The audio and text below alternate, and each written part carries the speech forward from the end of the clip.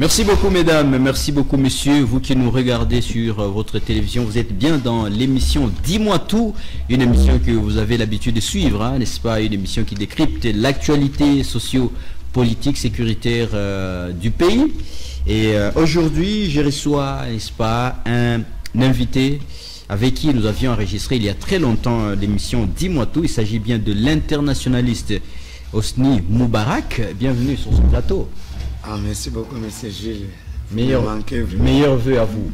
Moi, c'est pareil, surtout à tous les travailleurs de la grande chaîne Golgotha, je vous souhaite le meilleur vœu. Voilà, merci beaucoup. Alors, avec vous, nous allons parler du bilan du gouverneur Jacques Kaboula Katoué Diwandani, 4 ans depuis qu'il est au pouvoir. Nous allons survoler un peu ses différentes réalisations sur le plan éducation, sur le plan agriculture et aussi sur le plan des affaires humanitaires, affaires sociales et humanitaires. Nous parlerons également de l'arrivée du pape François en République démocratique du Congo, en tout cas qui est arrivé du 31 janvier au 3 février 2023. En tout cas, une visite qui s'est soldée par beaucoup de rencontres avec la classe politique, la société civile, les jeunes, les prêtres. Et donc, on va essayer un peu d'analyser dans cette émission. Alors, avant d'entrer dans le vif de la matière, vous suivez l'actualité, l'Est de la RDC. Il y a des manifestations de jeunes ou de la population de Goma qui ne veulent plus de la force régionale de l'EAC. En tant qu'internationaliste, quelle est votre analyse générale par rapport à ce qui se passe à l'Est de la RDC? Merci beaucoup, M. Jules, pour la question. Et je crois que c'est une question de la vie ou de la mort.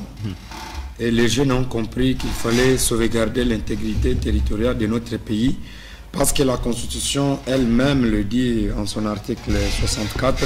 Donc, tout Congolais doit faire échec à tout envahisseur qui veut renverser les institutions en place et faire tout pour que le Congo reste uni. C'est un devoir moral.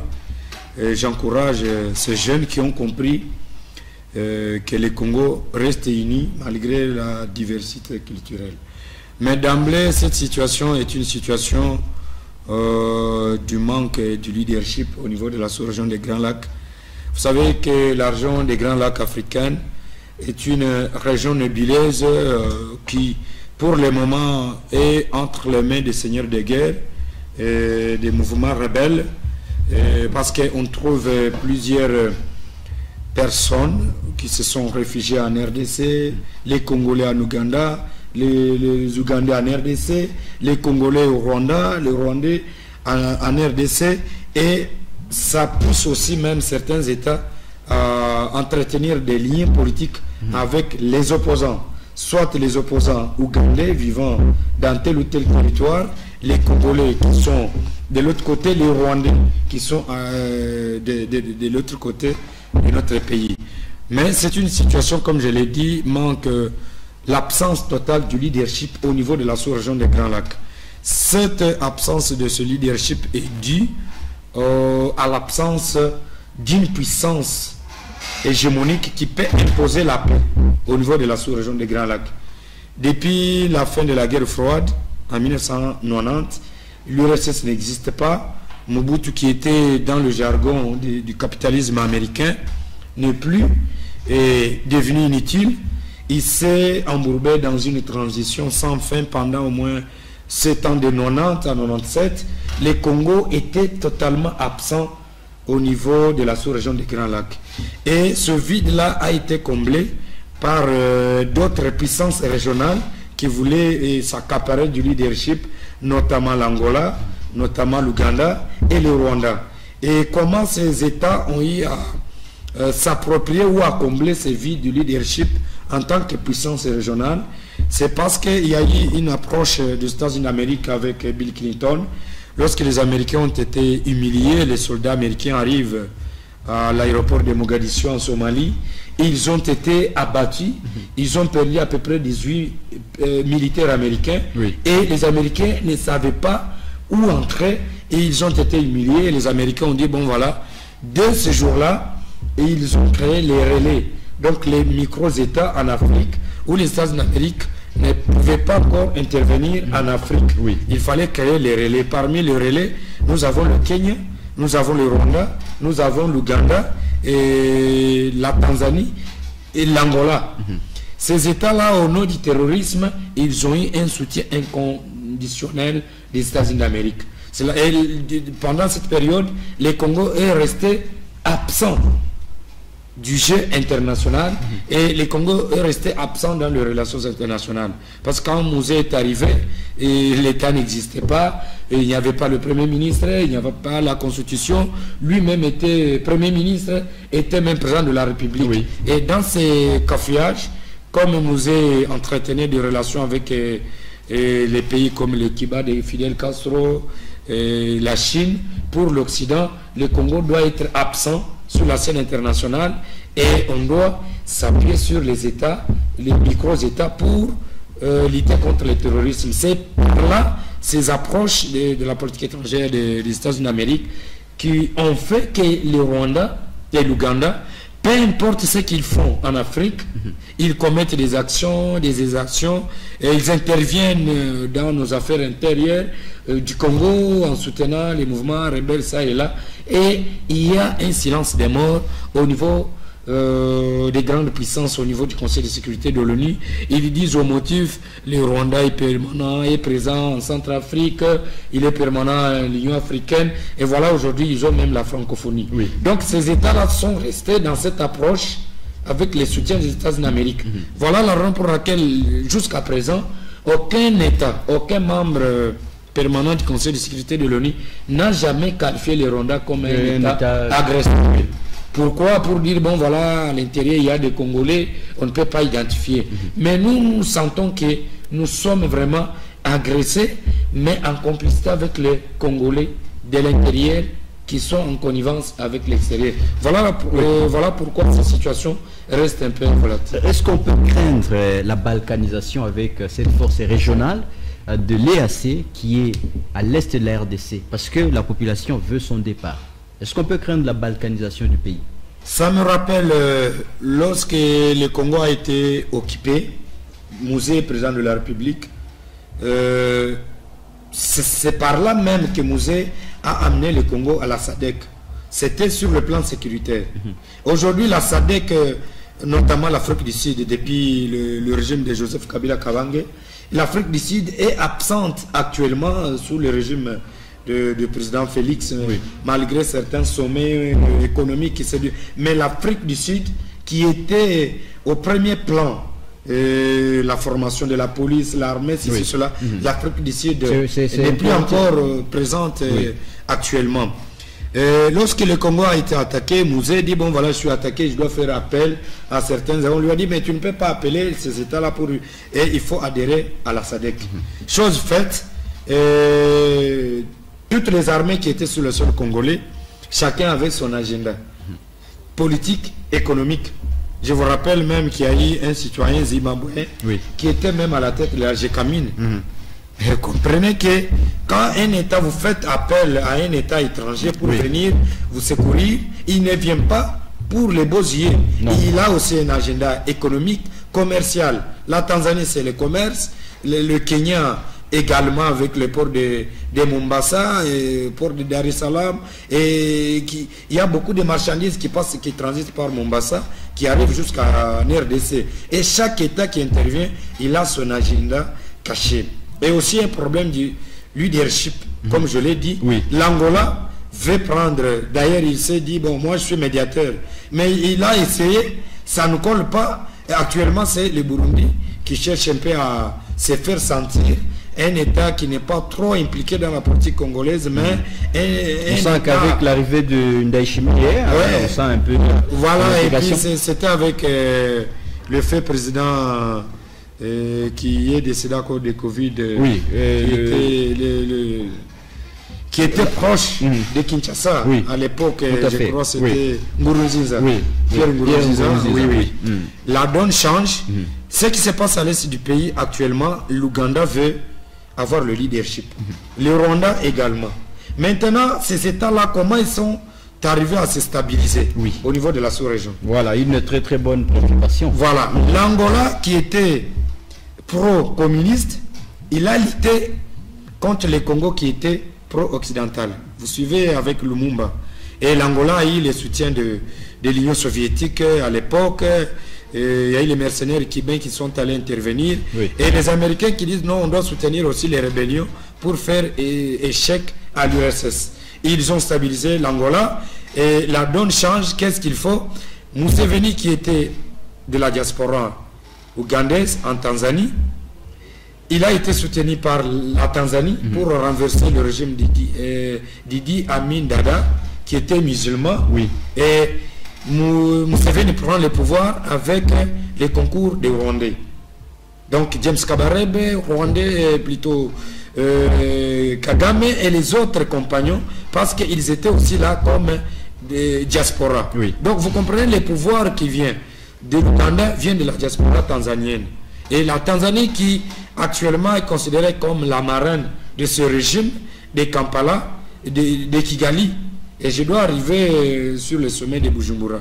Et on stabilise l'Ouganda, on intègre les militaires, les Kagame et les autres dans l'armée ougandaise. Oui. Les Ougandais protestent, mais comment on pouvait prendre beaucoup d'étrangers dans l'armée, et ils commencent à marcher. Oui. Museveni qui dit non, voilà, je dois aussi vous aider, Kagame et vos compagnons, d'aller prendre le pouvoir chez vous. À Kigali. Voilà. Alors, à cette époque, c'était nous, les Zaïre, à l'époque avec Mobutu, qui était le parrain du régime d'Abiyarimana, oui. Hutu. Et les Hutus, proches de nous, les Bantous. Et un régime de Tutsis qui veut renverser une couche majoritaire à Kigali. Oui. Mais nous, Zaïrois, à l'époque, on a eu à intervenir. On a fait échec à la première incursion, et deuxième, Abiyarimana assassiné dans l'avion. Il y avait aussi même le président burundais à l'intérieur, il n'était pas seul. Oui. Il y avait aussi le président burundais à l'intérieur. Qui va aussi, et on laisse les boulevards aux Tutsis de prendre le pouvoir à Kigali. Et là, pour Museveni, il a récompensé les Tutsis, les Rwandais, les Kagame, qu'il avait aidé à prendre le pouvoir. Une récompense réussie. Oui. Maintenant, actuellement, arrivé de l'autre côté, n'oubliez pas que Musée est venu aussi de la Tanzanie. C'est là où il était. C'est le professeur Julius Nyerere qui a facilité les contacts avec Museveni. Et Musée est allé, Laurent Désiré est allé à Kampala. De Kampala, il a été envoyé à Kigali.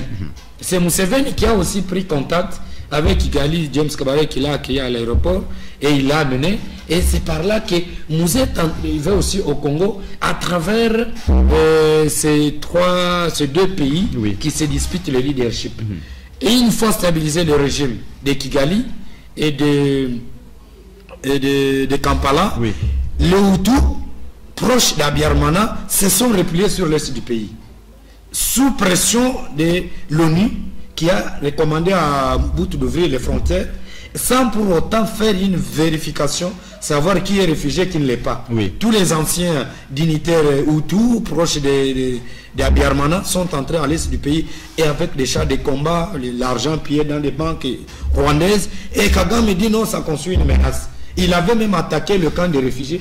La première fois depuis que l'ONU existe avec ses agences, Kagame a brutaliser le camp des réfugiés au motif de dire que mais comment vous pouvez prendre le camp des réfugiés, vous le mettez à quelques encablés de frontières rwandaises. Donc il a frappé, et pour lui jusqu'à présent dans son mental, la présence des Hutus en RDC constitue une menace contre son régime. C'est dans ce sens-là. Voilà. Alors vous avez tout à l'heure parlé de ce sommet qui a eu lieu n'est-ce pas, au Burundi, n'est-ce pas, le pays de Ndayishimiye. Est-ce qu'on peut penser qu'il y aura un ouf de soulagement après ce sommet-là? Un ouf de soulagement, pas totalement, du fait que le fait de signer un cessez-le-feu, un accord, signé ou pas, cela tous les chefs d'État ont constaté le refus du M23 de quitter. Le refus du M23, parce que dans le M23, il y a les ressortissants somaliens, kenyans, burundais, congolais, ougandais, congolais, rwandais. Mais c'est tout un réseau régional. Donc, ils n'ont pas obtempéré du fait que bon, Et ils sont en contact, en connivence avec tous ces régimes. Et puis tous les régimes de la Tanzanie, Ouganda, Rwanda et Kenya, ce sont des nilotiques, les Tutsis. Et pour eux, les Tutsis congolais d'origine rwandaise qui sont en RDC, et ne peuvent pas aller se réjouir au Rwanda. Il fallait les soutenir à partir du Congo pour qu'eux aussi puissent avoir de la place ici. Voilà la raison pour laquelle Mouzé a été renversé dans le souci de placer un régime qui doit être favorable au Rwanda ou favorable à l'Ouganda. Mais ça n'a pas marché, le plan a échoué.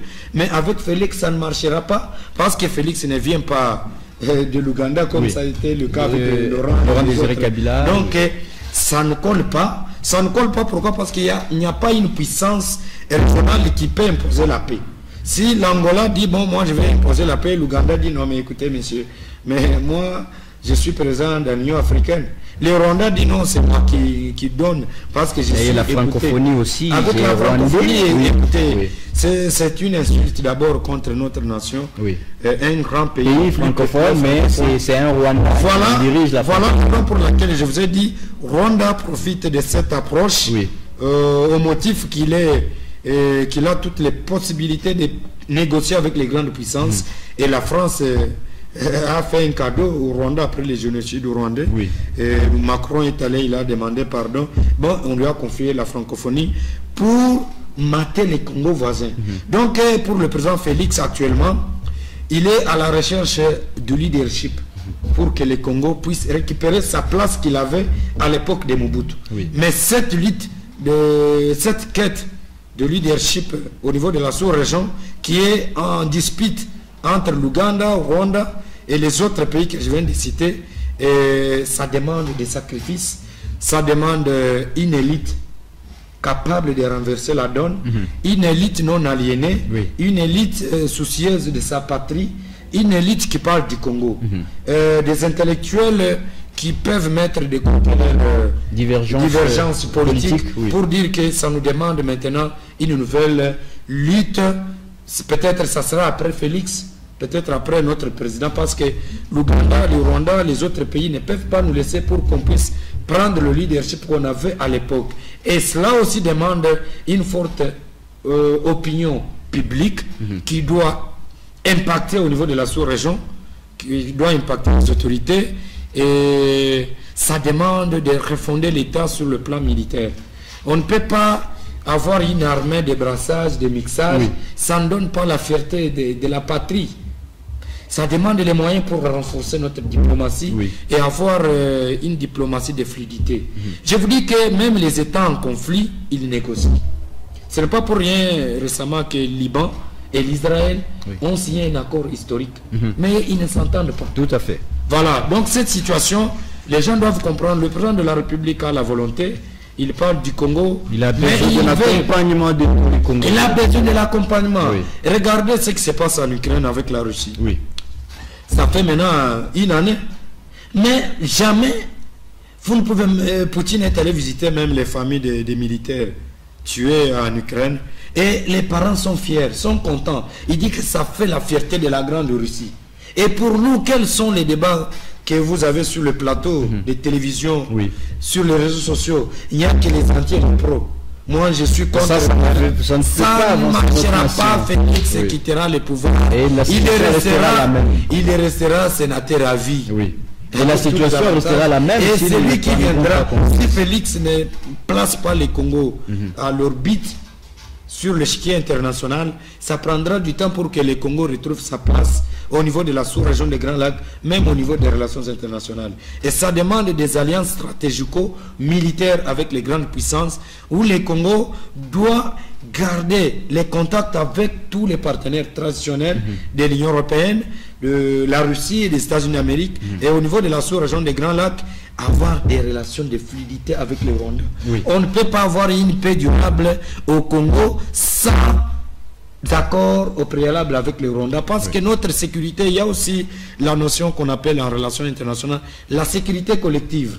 On ne se bat pas pour la sécurité du Congo. On se bat également pour la sécurité de toute la sous-région. Sous-région des Grands Lacs. Vous savez, l'absence de la CPGL qui réunissait les Burundi, les Rwanda et les Congo. Et la CPG n'existe pas et c'était interposé par la CIRGL. Aujourd'hui, la CIRGL est un mécanisme qui reste dans les oubliettes.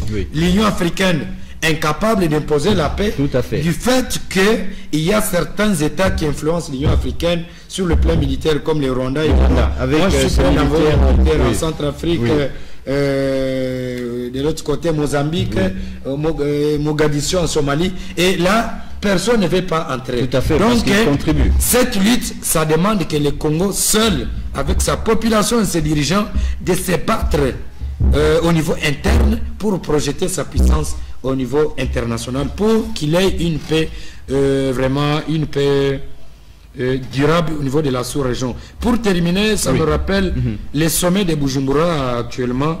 Ça me rappelle aussi l'ambiguïté qu'avait le même Museveni avec le fait président tchadien Idriss Déby, Kagame, sous l'égide de Muammar Kadhafi, le fait Muammar Kadhafi, à Sirte. Laurent Désiré Kabila s'est retrouvé avec ses homologues. Quand on a parlé, on a demandé à l'Ouganda de retirer ses troupes à l'est du pays, parce que la sécurité du Congo était en danger. Ils ont signé un cessez-le-feu, mais ils avaient leur agenda pour dire que, bon, nous l'avons aidé à avoir le pouvoir et il veut maintenant se démarquer. C'est comme si il veut incarner le leadership au niveau de la sous-région. Ça ne passe pas. Et Mouzé est parti. Nous regrettons cela. Mais cette lutte de Mouzé, je crois, c'est incarné en Félix qui continue avec cette mission et qui dénonce. Vous savez aussi en diplomatie. Tout à fait. Il a fait même aujourd'hui en Afrique du Sud lors du. Mais c'est important. De Indaba. Ceux qui pensent que Félix est en train de. On pense qu'il parle un peu trop. Il a peur. Non. Et imposer la paix. Non, ce n'est pas qu'il est en train de se plaindre. Il est en train de faire parler du Congo. Moi je ne vois pas Félix, je vois la RDC. Je vois la RDC. La RDC de tout le monde, de Moïse, de Fayou, tous les Congolais. Donc Félix parle au nom du Congo. Moi je ne vois pas les gens qui passent à la télé, non, il n'a rien fait, c'est qu'il va là-bas, on est en train de se moquer de lui, non. Et un jour l'histoire retiendra que Félix n'était pas un président taiseux par rapport à la situation de son pays. Et ce qu'il fait, moi j'encourage, je demande à la population congolaise de soutenir. Parce que ce n'est pas, il a pris le risque. Et c'est ce qui n'était pas le cas. Vous voyez avec l'ancien président de la République, Kabila, qui était un peu calme. Il n'était pas trop bavard au sujet du Congo. Mais au moins, il a amené le Congo à un autre endroit où aujourd'hui on a des élections rotatives dans notre pays. Là c'est un succès. Mais ce qu'il fait, c'est un travail qui demande l'appui de tous. Et le sommet de Sirte n'a pas aidé à sécuriser Mouzé. Les mêmes signataires de ces accords se sont retournés contre Mouzé et Mouzé est parti. C'est ce que je ne veux pas que nous puissions aussi avec le président Félix Tshisekedi. Alors on va parler très rapidement du bilan du gouverneur Jacques Yabula Kato. Vous êtes convaincu un peu de ce qu'il fait en tant que gouverneur? Mais vous êtes aussi citoyen du pays. Oui, mais vous, en tant qu'analyste, comment vous voyez un peu ces réalisations 4 ans après, depuis qu'il est à la tête du Haut-Katanga? Oui, merci beaucoup. On parle un peu sur ce jeune gouverneur que j'appelle la grue du Haut-Katanga. Vous savez, la grue, c'est quoi? Il récupère les choses très loin, plus haut, et il le ramène au plus bas. Je crois que ce n'était pas facile parce qu'il est le seul rescapé des gouverneurs issus de l'espace Grand Katanga après le mariage FCC Cash. Donc il a survécu à cela et il fallait qu'il puisse cheminer avec un gouvernement de triumvirat composé de plusieurs forces politiques. Et ce n'était pas facile de concilier les intérêts des anciens et des nouveaux sur la scène politique. Vous savez, le Haut-Katanga est une province hautement stratégique pour les Congo. Tout à fait. Et pour le monde. Et aucun président de la RDC ne peut pas gérer sans l'espace Grand Katanga. Et si aujourd'hui le président Félix est là en train de respirer, parce que le Haut-Katanga respire. Donc je crois que C'est un jeune gouverneur qui a fait de l'exception sur le plan politique. Bien sûr, il y a des couacs, oui, mais il a fait beaucoup. Il continue à les faire.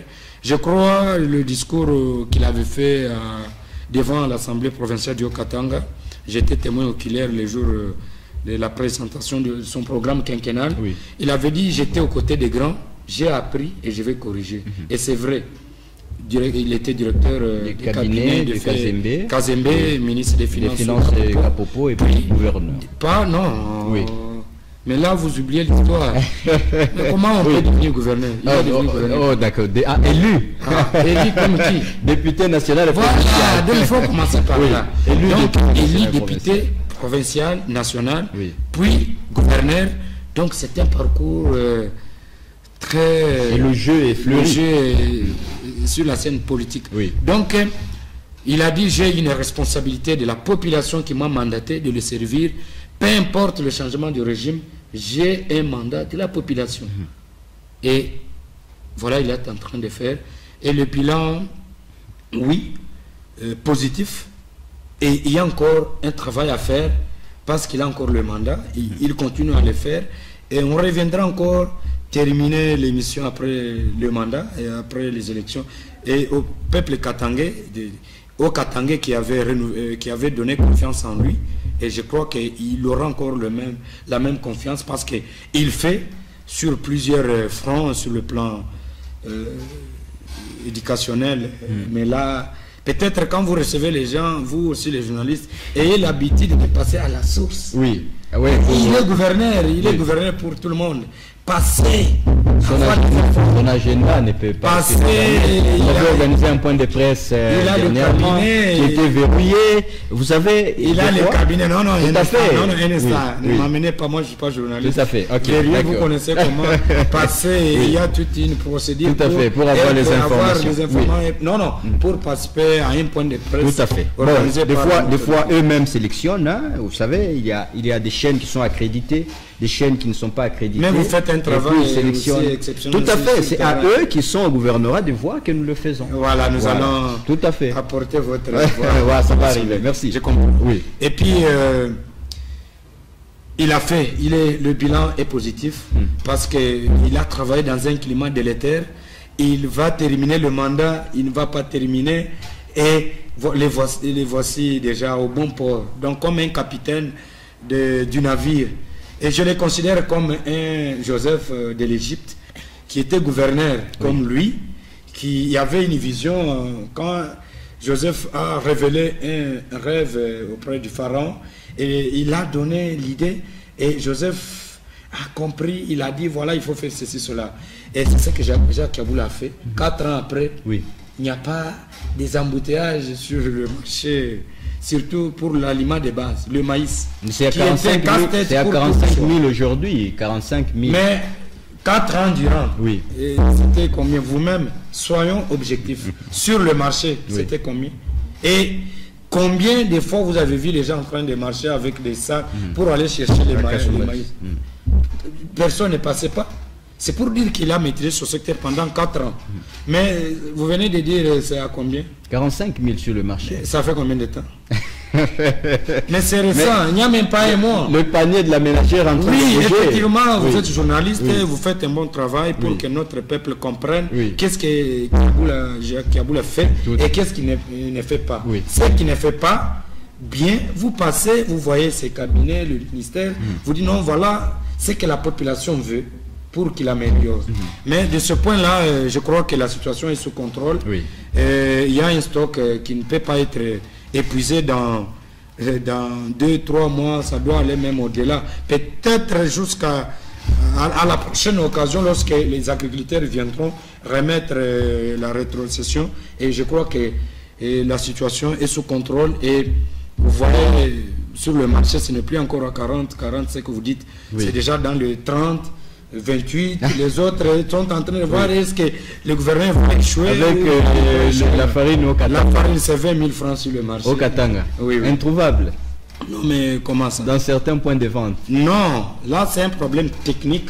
C'est la raison pour laquelle je vous ai dit. Ce n'est pas dire qu'il y a carence de maïs ou de la farine. Il y en a, mais c'est un problème technique Vous-même, hier, je vous ai vu, vous étiez avec les porte-parole du gouvernement. Tout à fait, on était avec il a déjà donné toutes les la position du gouvernement. Tout à fait. Donc, nous, en tant que leader d'opinion, nous allons aussi véhiculer le message pour faire confiance. Vous savez, actuellement, c'est 20 000 hectares subventionnés par le gouvernement. En 2022, c'était 16 000, je crois. Oui. Et actuellement, on est à 20 000. Donc, c'est quand même une avancée significative. Significative, c'est ça même la politique qu'on avait en Égypte avec Pharaon et avec Joseph. Je l'appelle Joseph parce qu'avec les stocks qu'on avait fait, l'Égypte n'avait pas connu cette difficulté. Et le gouvernement donne à 100%. Vous avez 20 hectares. Vous venez, on vous donne les produits, tout ce que vous voulez pour la production. Vous produisez, vous rétrocédez, c'est minime.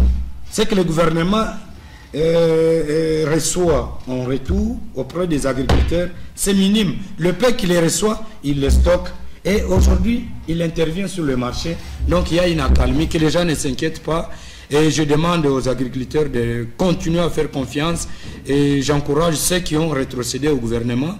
Et vous savez que lui-même, Jacques Yaboula, c'est un fermier. Il travaille, il cultive. Et donc même ces ministres qui sont aussi des fermiers, des agriculteurs. Donc je crois que cette politique, c'est une bonne politique parce que Léo Katanga, d'ailleurs c'est une province qu'on ne pensait pas que c'est une province agricole. Les gens pensaient aux mines toujours. Province qui préfère, il n'y a que des contenants. Maintenant c'est la province agricole. Agricole, et puis c'est vraiment de ce point de vue là, je crois qu'il y a un stock, nous rassurons à notre. Il y a l'excellence Ars Kayumba qui fait un travail exceptionnel. Il était même en Israël pour copier les modèles juifs et venir avec ça dans le Voilà, merci beaucoup d'être venu. On ne saura pas finir avec le dernier sujet parce qu'il n'y a pas le temps, mais on va revenir avec vous sur ce plateau. On n'a pas d'éducation. Oui, tout à fait. On reviendra très prochainement comme on nous signale le temps. Je vous demande de passer à la source pour avoir des informations expliquant notre opinion. Merci beaucoup d'être venu, internationaliste. J'aime beaucoup vos analyses. Ça édifie la population. Merci beaucoup à vous qui nous avez suivis. Merci à Raphaël Kassongo. On se fixe rendez-vous prochainement. Bye bye.